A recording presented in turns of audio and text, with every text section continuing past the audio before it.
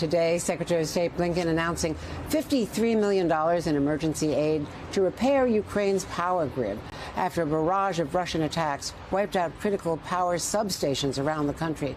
On October 10th, less than 5% of Ukraine's power grid was damaged. Between October 11th and November 22nd, at least 25% of the power grid had been affected. And that increased to more than 30% of the grid just taken out by last week. So joining us now is Admiral James Stavridis, the former Supreme Allied Commander of NATO. Admiral, as NATO grapples with this here today and tomorrow at another meeting here, Russia has been targeting high-voltage transmission substations all over Ukraine, easily taken out by those cheap Iranian drones.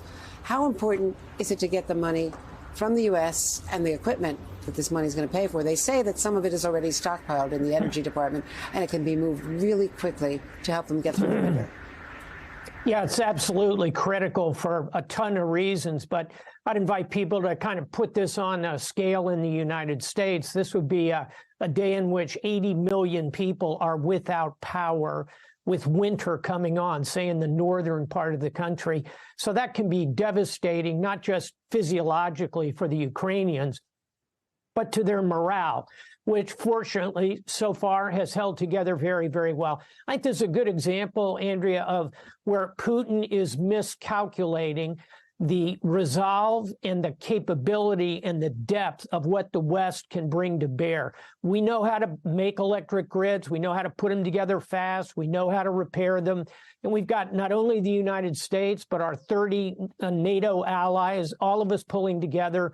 We can help keep the Ukrainians warm through this winter. I think we will. Putin will fail in this strategy.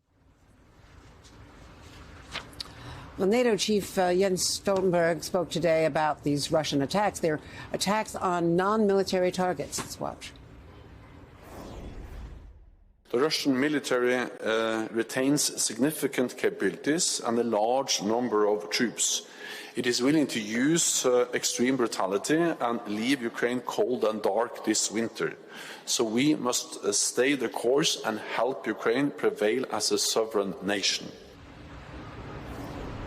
So Stoltenberg says that Putin is trying to use winter as a war weapon against Ukraine.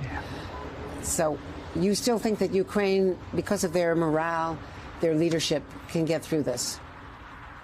I absolutely do, with our assistance. Can't overstate that.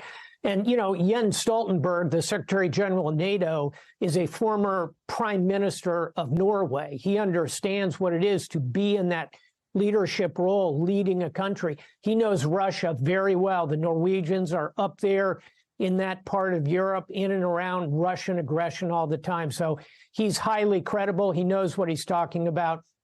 Look, Barbara, we've got to not only be able, Andrea, to take down the ability of Russia to interfere with this electric grid by repairing it, but we've also got to help Ukraine close the skies. And what I mean by that is more air defense systems, potentially look at bringing them fighter aircraft, lots of surface-to-air missiles. If we can blunt that part of Putin's strategy, not only can we keep the Ukrainians warm and rebuild that electric grid, but we can also really foil Putin's plan here, because the Ukrainians are succeeding on the land.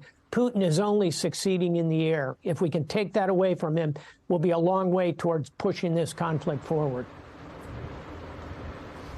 Well, almost to that point, there was a threat today suggested on the wires by former president, former prime minister as well, Medvedev, in Russia, warning that if the U.S.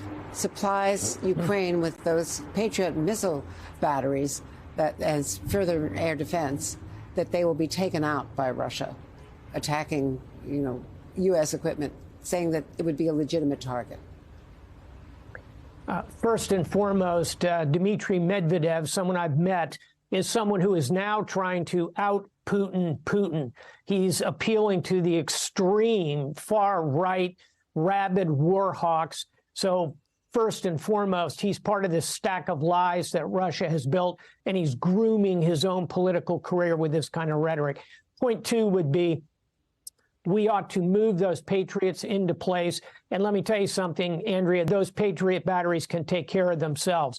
Russia is may try and go after them. I think that would be wasted ordnance. And recall this, any missile they send at a Patriot battery will be almost certainly shot down by the Patriot battery, and it won't be used, therefore, to be attacking the electric grid. I think there's a pretty strong argument for bringing those systems into play.